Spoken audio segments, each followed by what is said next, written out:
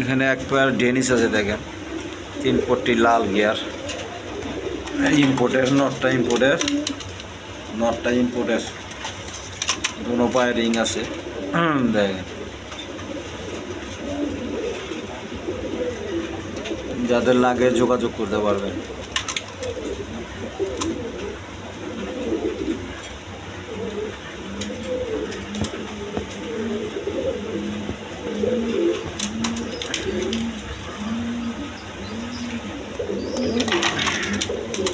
নর্মাদি same to same,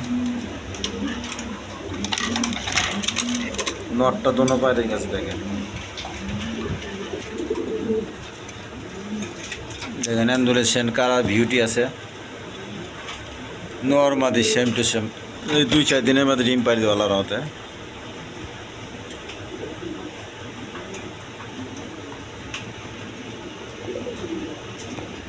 এখানেও আরেক পেয়ার আছে ডিম সহ, ডিম নিয়ে বসা আছে।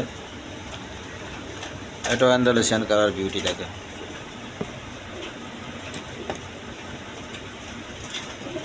একদম বিগ সাইজের।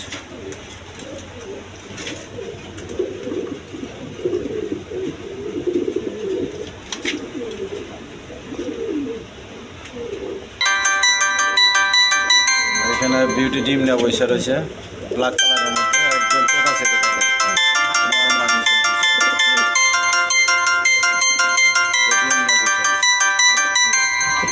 সাদা বিউটি আছে, বিভিন্ন রকম কবুতর আছে দেখেন, ডিম বাচ্চা সব।